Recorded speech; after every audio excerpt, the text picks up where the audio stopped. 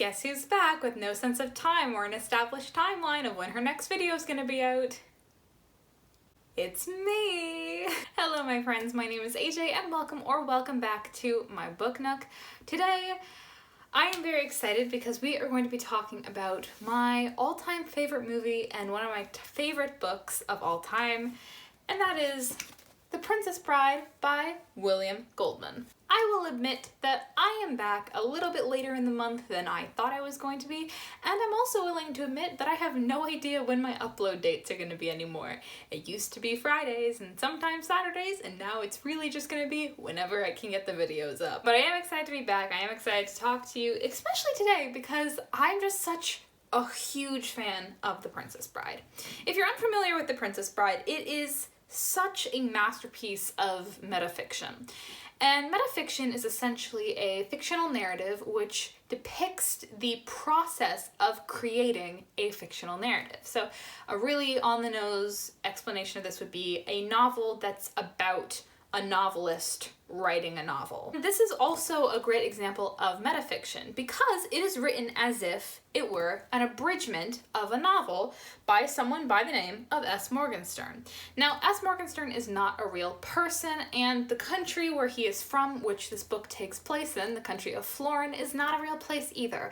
But William Goldman does so well at making it seem like this book is an abridgment that a lot of people aren't even aware that there isn't a full version of The Princess Bride out there. This novel actually has 3 levels of story. So level 1 is the story of Wesley and Buttercup and their big romance and the big adventures that happen there. The second level is William Goldman's father reading him the story and kind of the parts that he would cut out for his child's entertainment, and also the conversations that they would have while reading it. And then the third level of the story is William Goldman abridging the novel, telling us a little bit about the history of Florin and how this novel by S. Morgenstern was meant to be sort of a political and historical satire of his country, and his process of deciding to abridge the novel and the process of actually abridging it. This novel and the movie itself is so many things. It fits into so many genres. It's a family film, it's a romance, it's an adventure film, it's a satire, it's a comedy, it's got fencing, fighting, torture, revenge, giants, monsters, chases, escapes, true love, miracles. It actually fits into so many different categories and so many different things that it actually failed in box office. When the movie came out in the 80s, it was absolutely not successful because no one knew how to promote it. Some people promoted it as a family film about a grandfather reading his grandson a story. Other people promoted it as an adventure film, and they really didn't know how to do this, and that meant that the film wasn't successful. But it has obviously become a cult classic ever since, and obviously, it still holds a very special place in a lot of people's lives, including myself. If you are interested in sort of the behind the scenes of how the movie was made, as well as why it failed, and sort of the passion of everyone who worked on the project, then I actually have another book to suggest for you, and that is As You Wish by Cary Elwes. And Cary Elwes is the actor who played Wesley in the movie, and this is sort of a story of how the movie was made, behind the scenes stories with the cast, and it's just a really great book, and I absolutely recommend that you give it a read. So obviously I will just give a little disclaimer for this video, as it is a Pages to Stages video. If this is not your first time, you'll know that these videos are filled with spoilers because I'm going to be talking about what is the same from the book to the movie. I'm going to be talking about what they changed from the book to the movie. So there is going to be a lot of spoilers. There's not going to be any warning for them except for this one. Let's start with what's the same. Now, I will say there's not much for me to say in the world of differences because most of it is the same. I mean, William Goldman was the screenwriter for the movie. He worked directly on set, and everyone who was there was really passionate about it. In fact, a lot of the lines from the movie itself are the lines that are spoken in the novel. Even the lines between the grandfather and the grandson are some of the lines that are said in the abridgment sections of the novel. why did I say abridgment? What was that? The only real section where the lines kind of differ dramatically is the section with Billy Crystal as Miracle Max, and that's really just because they kind of gave him the freedom to do what he wanted and improvise a little bit. But honestly, I don't think it really matters because it fits really well into the rest of the story and the complete just overall vibe that the movie has going for it. So let's talk about what The Princess Bride is about. So The Princess Bride begins on a girl named Buttercup who lives in the country of Florin. She is very spoiled and has a farm boy who works on the farm named Wesley who she loves to boss around. However, he never says anything when she asks him to do something except for... as you wish. Eventually she realizes that he loves her and she realizes that she feels the same for him and the two of them fall in love. However, things are not going well because he ends up going on a ship to go and try and get a better life and ends up being attacked by the dread pirate Roberts, who never leaves any survivors. Buttercup is distraught, but years later she is ordered by the Prince Humperdinck to marry him. One day when she's out riding, she is approached by 3 men and she is kidnapped by them and taken away to the Cliffs of Insanity. This is the Sicilian genius Vizzini, the Spaniard master of swords Inigo Montoya, and the giant Fezzik. They take her to the neighboring country of Gilder where they plan to kill her to start a war between Florin and Gilder. But on their way, they are followed by a mysterious man in black who is able to best Inigo in swordsmanship, able to best Fezzik in a battle of strength, and is able to outsmart Vizzini in a battle of wits.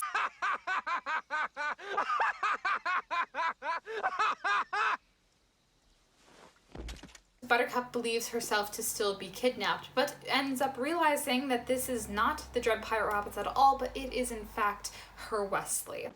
As you wish. Oh, my sweet Wesley. The two of them try to escape from Prince Humperdinck through the fire swamp, where they are able to safely make it to the other side, not without their own problems within. But once they make it to the other side, they are once again surrounded by Prince Humperdinck and his men.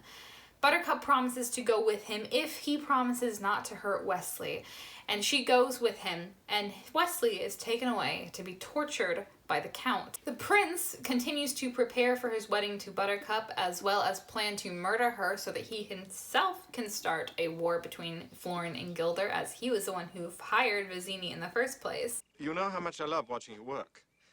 But I've got my country's 500th anniversary to plan, my wedding to arrange, my wife to murder, and Gilder to frame for it. I'm swamped. While the Count uses his new machine that can suck life to torture Wesley, Buttercup eventually comes to regret her decision and asks the prince to send messengers to Wesley's ship so that he can come back and save her. He promises to and then promptly does not. To keep up appearances that there may be spies from Gilder in their midst, he has a brute squad formed to empty out the thieves' quarter. One of the people on this brute squad is Fezzik. Fezzik eventually comes across Inigo in the thieves' quarter, and the two of them realize that Vizzini is dead, and that the Count is the six-fingered man that Inigo has been looking for all his life after he had killed his father. Meanwhile, Buttercup has realized that the prince had never sent his messages to Wesley and insults him for being a coward. He gets angry and decides to go kill Wesley himself. Inigo and Fezzik find Wesley dead in the torture chamber of the prince and take him to Miracle Max, a miracle man who used to work for the king before being fired by the prince, to try and bring him back to life. They're able to bring him back to life, but with not a lot of motor function. You just shook your head. That doesn't make you happy? And they decide to go storm the castle themselves to try and kill the Count, as well as save Buttercup. Inigo fights the Count and is able to avenge his father's death, while Wesley is reunited with Buttercup and is able to outsmart the prince into surrendering. The four of them escape on horseback, leaving the prince tied up alone in his chambers. So that is everything that stayed the same. Let's talk a little bit about some of the things that they changed. Now, I did mention a lot of things were not changed, so there's not a lot to go off of, but we will talk about the few things that did particularly bother me. First thing I should say is if you're looking for a book or a movie with a strong woman who can save herself and goes on all these adventures and fights and everything, this is not the movie for you. Buttercup is a strong character. I'm not going to pretend that she's not. I'm not going to pretend that she's weak. She is very brave. She's able to use her words to show her strength when she insults the prince for who he really is. However, one thing that really bothers me is that we don't get to see my favorite Buttercup moment from the book. In the book, there's a scene where Prince Humperdinck comes to talk to Buttercup and demand that she become his wife. And she basically tells him that no, she will not do that. He says that if she doesn't, she will be killed. And she's like, okay. I am Prince Humperdinck of Florin, and I am here to tell you that you will marry me. Oh, well, I am but a humble servant, and I will not. I don't think you understand. I'm the prince. You cannot refuse me. I just did. Well, your defiance will have you killed. Alright, do it then, wimp. It's honestly such a great scene, and I think it shows just how strong Buttercup is from the very beginning and how much she still loves Wesley, when in the movie we don't really see that happen at all. All we really see is she's devastated, and then we time skip 5 years and suddenly she's engaged to the prince. We don't really get to see how resistant she is to that. And I think it takes away some of her power. The other thing that we don't really see with Buttercup in the movie is a lot of her character development. Now, when we're introduced to Buttercup at the beginning of the book, we're introduced to her not by saying that she's the most beautiful woman in Florin. We're introduced to her saying that there's someone else who's the most beautiful woman in Florin. In fact, they actually mention a few different women who were the most beautiful women in Florin before we get to Buttercup at all. And Buttercup considers herself to be very beautiful, much more intelligent than people, even though she frequently gets things incorrect. And we get to see a lot of her character development through the novel. We get to see her become a little bit more humble. We get to see her become a little bit more self-aware. Because when you see her for the first time, you don't really like her, which is definitely a shock because you want to like her, you want to like your main character. But that just doesn't really happen. One thing I do think you need to remember is that this book and this movie are satire. But both Buttercup and her complete lack of self-awareness and her relationship with Wesley are satires of those classic fairy tales between the most beautiful woman in the kingdom and the man that she just met. Because really, we don't see any of their relationship. We don't see anything of why their relationship is so great. In fact, the ending of the movie is completely different from the ending of the book. The ending of the movie, they just kiss at the end and it's like, it's a happily ever after moment. But the ending of the book is a little bit different. They're left on the run as Prince Humperdinck continues to pursue them. And eventually, William Goldman thinks that they probably didn't stay together for the rest of their life because eventually Wesley got tired of constantly being on the run and Buttercup lost her beauty. And it really shows how skin deep this relationship kind of was. Now, that's not to say I don't think that it is a nice romance in itself, and I definitely think that the romance in the movie is better than the book because they cut those kinds of things out, but we don't really see much of their relationship at all.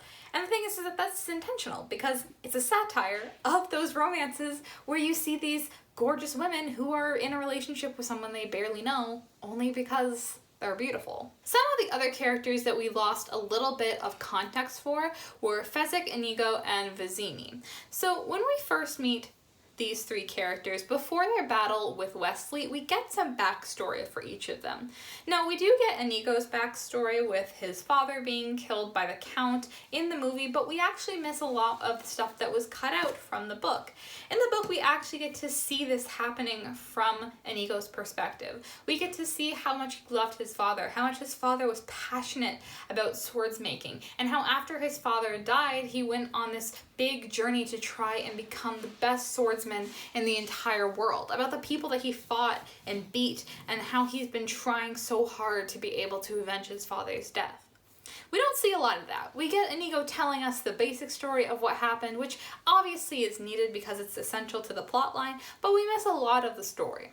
With Fezzik, we don't really get any backstory for him. In the book, there's a whole story about how, you know, he was always bigger than the other kids in his school and was always picked on because he didn't want to start any fights. How he eventually ended up becoming a wrestler but hated hurting people, and after his parents died, ended up joining a circus only to be hired by Vizzini. Now, we don't really get much of a backstory on Vizzini himself, so that part wasn't really that different, but I think it could have been really interesting to see these other two characters who eventually become the good guys in the story and actually get some of their backstory. I think it could have made them a little bit more sympathetic, and it could have made them just very, very interesting. I understand why they didn't include it though, because obviously it would be really hard to work in. You'd either have to do it as a flashback, which a lot of times can just feel very janky when you don't have a lot of them, and I just think it honestly probably was for the best. Next we've got the Zoo of Death and Wesley's torture. This is another part that got changed a little bit from the book. Now the prince is a master hunter and a master tracker, and he has this layered Zoo of Death, which each layer holds a different type of creature. He's got poisonous creatures on one floor, he's got creatures of the dark on another floor, he's got fast creatures on another, strong creatures on another, and essentially each level is more dangerous than the last. Sometimes he'll go down and just fight one of these animals because he's a weirdo. But this is where Wesley is kept, and in the bottom level this is where the torture is happening, and so when Fezzik and Inigo have to go to rescue him, they have to try and get through all these levels and try to survive through these weird, crazy animals that live on each of these floors. Wesley's torture is also different. In the book, we actually see him being tortured with more than just the sucking machine, where he is able to escape from this by making his mind focus solely on being with Buttercup and taking his mind away from his physical body. And we don't see that at all in the movie. We don't see any of that happening. All we see is him being tortured by the machine and how that is incredibly painful, because that is the one thing that he can't bring his mind away from. And honestly, it makes a little bit of sense. I don't think if they were trying to make this family friendly, they would want to include all these scenes of him being tortured. So I get it. But it is just something that is a little bit different, and it definitely accounts for more of the time that he spends down there. And then last but not least, obviously the biggest change is the sort of second level of the story. Now this movie is not about William Goldman abridging the novel. This movie is about a grandfather reading his grandson the story, and then we see the story happening as he's telling him. And the thing is that makes a lot more sense. I don't think anyone will want to watch a movie about a man abridging a novel. I think it makes more sense to go with the grandfather reading the child the story, because a lot of the things, like I said, that are said in the movie between those two characters are the things that he writes in his abridgment. And so I honestly think that it works really well, because I do think that sometimes changes have to be made when you're making a movie to make it fit better for screen rather than page. And I think that this was probably one of the better choices. So, what are my final thoughts? Overall, The Princess Bride is great because it both fits into so many categories of genres, but also satirizes all of those genres. It's a romance, but it's also making fun of those romances where they don't really know each other that well by not showing us much. It's a comedy, but it has really dark moments. It's an adventure, but everything is sort of brought to the next level with rodents of unusual size and fire swamps and dread pirates and basically everything you could imagine. It's a fantasy, but we also have characters who admit to not even really fitting into the story or faking things, like Miracle Max, who pretends to have a witch because that's what people expect miracle men to have. There was obviously so much passion that went into both this book and the film. Everyone who worked on the film clearly loved the book and wanted to do it justice. And the tiny little moments between characters that make me laugh out loud that you might not even catch on your first watch continue to keep it entertaining the more times you watch it. There's always going to be more for you to discover. Give us the gate key. I have no gate key. Fezzik, 30 arms off. Oh, you mean this gate key? There's never really been anything else like The Princess Bride, a story that is so self-aware and doesn't take itself too seriously. The changes that are made, I think, enhance the movie because a lot of things wouldn't have really made sense to make it directly from the book to the film, and it makes it more suited to families. It makes it a better romance, and a lot of times I think it makes it even a better comedy. I think it is the perfect example of a book to movie adaptation, and honestly, I think it's one of the few times you're gonna catch me saying that the movie was better than the book. Not to say I don't love the book, but the movie just has something special about it that really just has that magic. And I think that it has to do with the fact that while a book may have a smaller group of people who are passionate about it, this movie had an entire cast and crew of people who absolutely loved it and wanted it to be a success. That is it for me today. I hope you enjoyed. Don't forget to give it a thumbs up, and don't forget to hit that subscribe button and stick around if you want to see more videos like this. I also have been posting reels on Instagram, so if you want to see my face a little bit more often, you should head over and follow me there at the Canuck Book Nook. And I also now have a Twitter where you won't see my face, but you will hear some of my off-the-cuff thoughts. So you can go check that out at Canuck Book Nook. But that's it for me today. Let me know in the comments below. Have you watched The Princess Bride and do you have the same feelings as me? Have you read the book and what did you think of the changes from the book to the movie? Let me know in the comments below. I'd love to have a conversation with all of you. But that is it for me today. I hope you enjoyed this video and I will see all of you lovely people in the next video. Bye! Have fun storming the castle! Think it'll work? It would take a miracle. Bye-bye!